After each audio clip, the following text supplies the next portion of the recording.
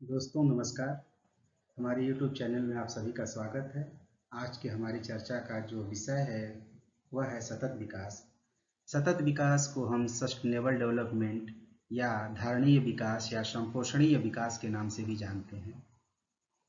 सतत विकास विकास के साथ जुड़ा हुआ एक शब्द है सतत, जिसका अर्थ होता है स्थिरता या निरंतरता। चूंकि मानव अपनी आवश्यकताओं की पूर्ति के लिए पर्यावरण पर निर्भर रहता है या प्राकृतिक संसाधनों पर निर्भर रहता है, और देखा जाए तो विगत 100 वर्षों से अधिक के समय में मानव ने इन प्राकृतिक संसाधनों का इतना अधिक दोहन कर दिया है कि एक पर्यावरण असंतुलन पैदा हो गया है, जिससे मानव और पर्यावरण के बीच का जो संतुलन था वो असंतुलित होने लगा है।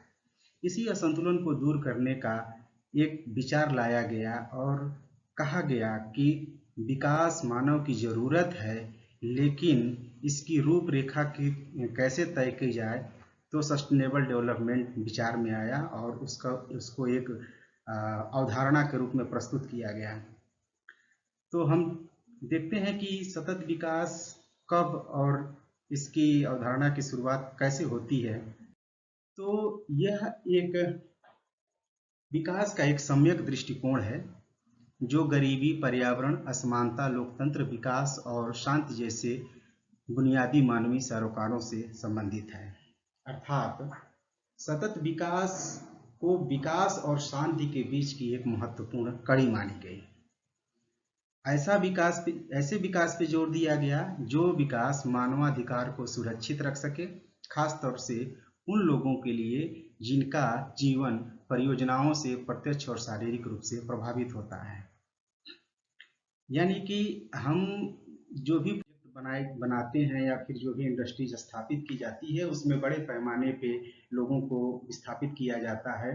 तो उन लोग जो विस्थापित लोग हैं, उन लोगों को भी एक मानवीय या गरिमापूर्ण जीवन जीने को अवसर मुहैया कराया जा सके, उस पे भी ये सतत विकास आधारित है, ताकि वो लोग भी एक गरिमापूर्ण जीवन जी सकें। तो इसका जो कॉन्सेप्ट आया सतत विकास का, वो 1992 में रियो डी जेनेरियो ब्राज़ील का एक शहर है जो पहले इसकी राजधानी भी रहा है।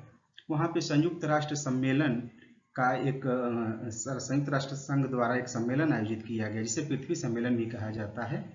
उसमें एजेंडा 21 निर्धारित किया गया। इस एजेंडा 21 में सामाजिक, आर्थिक और राजनैतिक संदर्भ में 21वीं सदी में सतत विकास के लिए अंतर्राष्ट्रीय कार्यक्रम की रूपरेखा प्रस्तुत की गई। देखा जाए तो सतत विकास का जो इंसेप्शन है या जो इसका ओरिजिन है, इसका वास्तविक विकास 1987 में हमारा साझा भविष्य यानी आवर कॉमन फ्यूचर नामक एक रिपोर्ट, जिसे द ब्रंटलैंड रिपोर्ट कहा जाता है, में प्रकाशित हुई सतत विकास शब्द का पहली बार जिक्र किया गया। ब्रंटलैंड रिपोर्ट 1987 कहती है कि सतत विकास का तात्पर्य भावी पीढ़ी द्वारा उसकी आवश्यकताओं को पूरा करने की अपनी क्षमता को प्रभावित किए बिना वर्तमान समय की आवश्यकताओं को पूरा करना है।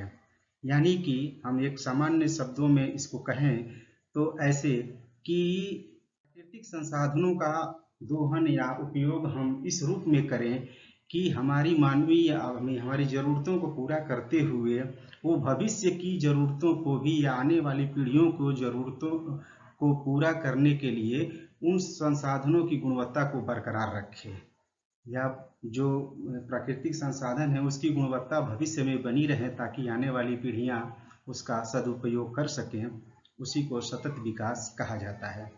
जो ब्रंटलैंड रिपोर्ट 1987 में विकास की योजना निर्धारित की गई, उसमें मुख्यतः 6 बातों को ध्यान में रखा गया, जिसमें सतत विकास सस्टेनेबल डेवलपमेंट, दूसरा था सतत पृथ्वी या सस्टेनेबल वर्ल्ड, तीसरा था सतत मानव विकास सस्टेनेबल ह्यूमन डेवलपमेंट, जिसमें ह्यूमन डेवलपमेंट में मानव के विकास के लिए मानव के जो स्टैंडर्ड ऑफ लिविंग है उसको बढ़ाने की बात की गई, पर कैपिटा इनकम की बात की गई, और उसके एजुकेशन लेवल को, स्वास्थ्य को इम्प्रूव करने की बात की गई। चौथा था सतत शांति एवं विकास सस्टेनेबल पीस एंड डेवलपमेंट, जो मानव और पर्यावरण के बीच में एक संबंध स्थापित की गई या कड़ी बनाई गई कि विकास को इस रूप में हमको प्राप्त करना है कि पर्यावरणीय संतुलन बना रहे और समाज और पर्यावरण के बीच में एक रिश्ता, गहरा रिश्ता बना रहे, एक दूसरे के ऊपर जो है पारस्परिक निर्भरता बनी रहे, एक दूसरे को प्रभावित किए बगैर। पांचवा इसका जो इसकी योजना थी वो सतत उपभोग, सस्टेनेबल कंजम्पशन, यानी कि हम प्राकृतिक संसाधनों का इस रूप में उपयोग करें, उसका कंजम्पशन करें, उसका उपभोग करें कि उसकी गुणवत्ता भविष्य में भी बनी रहे वर्तमान जरूरतों को पूरा करते हुए।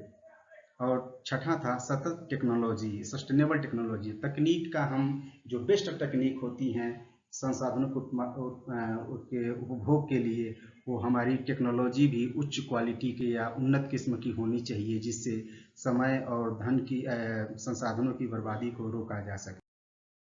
इसको इस चित्र के माध्यम से देख सकते हैं जिसमें पॉवर्टी एलिविएशन की बात की जा रही है, जीरो हंगर यानी भूखमरी को समाप्त करने की बात की जा रही है, लोगों को एक अच्छा रोजगार और जो है आर्थिक उन्नति के अवसर मुहैया कराने की बात की जा रही है, इंडस्ट्रीज और इंफ्रास्ट्रक्चर को एक सतत प्रयास के तहत या उसको इस तरीके से उसके निर्माण की या उसके ईजाद की बात की जा रही है कि मानव और पर्यावरण के बीच में संतुलन बना रहे।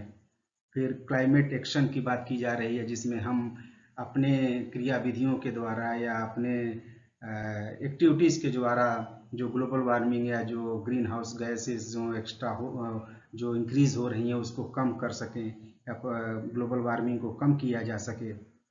लैंड का यूटिलाइजेशन इस तरीके से करें ताकि जो है मिट्टी की उर्वरकता या उसकी क्षमता बरकरार रहे, अक्षुण्ण रहे। तो ये चित्र के माध्यम से जो मैंने इंटरनेट से लिया हुआ है, इससे आप उसको समझ सकते हैं।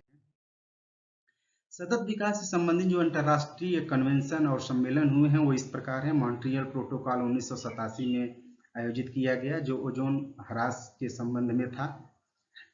बेसल कन्वेंशन 1987 में खतरनाक पदार्थों के बारे में था। जलवायु परिवर्तन कन्वेंशन 1992 वही रियो डी जेनेरियो का ही पृथ्वी सम्मेलन भी का आयोजन किया गया। जैविक विविधता कन्वेंशन 1992 और विश्व सम्मेलन जोहान्सबर्ग जो सतत विकास के संबंध में था वो 2002 में आयोजित किया गया। तो ये सतत विकास से संबंधित अंतर्राष्ट्रीय कन्वेंशन और सम्मेलन है। इसकी जो सिद्धांत हैं सतत विकास या धारणीय विकास या संपोषणीय विकास, इसके जो सिद्धांत हैं वो इस पर आधारित है, जिसमें प्रमुखतया जैविक एवं सांस्कृतिक विविधता के संरक्षण की बात करता है, पर्यावरण एवं संसाधनों के सतत आय की बात करता है, संसाधनों का उपयोग इस प्रकार किया जाए ताकि समाज के सभी वर्गों को लाभ पहुंचे, यानी कि जो भी गरीब या वंचित वर्ग है उन सभी तक इसका लाभ पहुंच पाए, इस पे जोर देने की बात करता है। प्राकृतिक संसाधनों का सदुपयोग एवं पुनरुपयोग, रिसाइकलिंग ऑफ रिसोर्सेज की बात करता है। मानव के गुणात्मक विकास के लिए शिक्षा, स्वास्थ्य एवं प्रति व्यक्ति आय पर विशेष ध्यान देने की जरूरत पर जोर देता है। समाज के सभी वर्गों की उचित भागीदारी और संसाधनों का सदुपयोग करने पे जोर देता है और इस बात पे भी वो विशेष रूप से जोर देता है कि मानव समाज अपनी मान्यताओं में परिवर्तन करे और यह समझे कि पृथ्वी पर संसाधन सीमित है, यानी कि जो हमारे पास प्राकृतिक रूप से जो संसाधन जिसका हम इस्तेमाल करते हैं अपनी प्रगति के लिए, अपनी उन्नति के लिए, वो सीमित हैं। इसको मानव समझे और अपनी ज़रूरत के हिसाब से ही उसका इस्तेमाल करे और उसकी क्वालिटी को, गुणवत्ता को बरकरार रखे ताकि आने वाली पीढ़ियों को उनका हक मिल सके, क्योंकि इस प्राकृतिक संसाधनों पे जितना हमारा हक है हमारी आने वाली पीढ़ियों का भी उतना ही। जो इसके उद्देश्य एवं लक्ष्य हैं वो है लोगों के जीवन को ऊंचा उठाना, जीवन स्तर को ऊंचा उठाना, सामाजिक आर्थिक असमानता को कम करना, समाज में न्याय और शांति स्थापित करना, लैंगिक समानता को हासिल करना, प्राकृतिक संसाधनों का संरक्षण करते हुए आर्थिक विकास करना, मरुस्थलीकरण को रोकना, पर्यावरण प्रदूषण को कम करना, वैश्विक तापमान यानी ग्लोबल वार्मिंग और ग्रीन हाउस गैस को कम करने पर जोर देना, गरीबी उन्मूलन यानी पॉवर्टी एलिविएशन प्रोग्राम भी इसके अंतर्गत लाया जाता है, समुद्री संसाधन एवं जैव विविधता के संरक्षण पे जोर और स्वास्थ्य सुविधाओं में वृद्धि पे इसका मुख्य उद्देश्य इसका जो मापन है, जो सततता का मापन है, सतत विकास का मापन है, मेजरमेंट ऑफ सस्टेनेबिलिटी है, वो पारिस्थितिकी सूचकांक यानी इकोलॉजिकल इंडिकेटर पे कि मानव और पर्यावरण के बीच में जो एक बैलेंस है, एक जो संतुलन बना हुआ है, उसको कायम रखना, या उसके स्वास्थ्य की परिमाप है। गुणवत्ता तभी बनी रहेगी जब दोनों अपने सीमा को समझेंगे, मानव अपनी सीमा को समझेगा। भूमि उपयोग के प्रतिरूपों में परिवर्तन, changing pattern of land use, biomass की मात्रा एवं गुणवत्ता, वाटर क्वालिटी एंड क्वांटिटी, जल का सदुपयोग करना, उसकी उपलब्धता को समझना, उसके प्रति अपने उत्तरदायित्व को समझना, उसको फालतू में या उसको व्यर्थ रूप में उसका दुरुपयोग न करना, मृदा उत्पादकता, सॉइल फर्टिलिटी की गुणवत्ता को बरकरार रखना एवं उससे संरक्षण के उपाय करना, सतत ऊर्जा पर जोर देना, सस्टेनेबल एनर्जी, यानी कि जो हमारे पास प्राकृतिक रूप से जो एनर्जी के जो स्रोत हैं, जैसे कोयला है, पेट्रोलियम है, गैस है, ये सब सारी चीज़ लिमिटेड हैं, उसके सतत इस्तेमाल पे जोर देना, और उसके जो वैकल्पिक ऊर्जा के स्रोत हैं उस पर ज़्यादा फोकस करना, जैसे सोलर एनर्जी है, विंड एनर्जी है, हाइड्रो एनर्जी है, बायोमास एनर्जी है, उसको यूज में लाना। आर्थिक सूचकांक जो इकोनॉमिक इंडिकेटर है, उसके आधार पे भी जो इसकी मापन की जाती है। सामाजिक सूचकांक, social indicator, quality of life, मानव जीवन की गुणवत्ता क्या है, उसकी ह्यूमन डेवलपमेंट इंडेक्स के आधार पे, जिसमें केवल प्रति व्यक्ति इनकम ही न देखी जाए, व्यक्ति की खुशी, लाइफ जो हैप्पीनेस है उसको भी इसमें शामिल करना। अब हम सतत विकास के लिए व्यक्तिगत रूप से क्या प्रयास कर सकते हैं, ये कुछ हम इसमें देखेंगे। जैसे कि अगर हम अपने सार्वजनिक जीवन में ज़्यादातर ज़रूरत हो तो बाइसिकल का इस्तेमाल करें, सार्वजनिक वाहन का इस्तेमाल करें, प्रयास करें कि हम ज़्यादातर जो है सार्वजनिक वाहन का उपयोग करेंगे। ऊर्जा के विकल्प साधनों जैसे सौर, पवन, जल, बायोमास, बायोडीजल के उपयोग पर जोर दिया जाए। फसल उगाने में गोबर, कंपोस्ट और हरी खाद के इस्तेमाल पर जोर दिया जाना चाहिए। पॉली बैग, जो पॉलीथीन का जो इस्तेमाल हम लोग करते हैं, कम से कम करें, या हो सके तो ना ही करें। स्नान करने के लिए और रसोई घर में जो हम जल का इस्तेमाल करते हैं वो काफ़ी किफ़ायत से इस्तेमाल करें।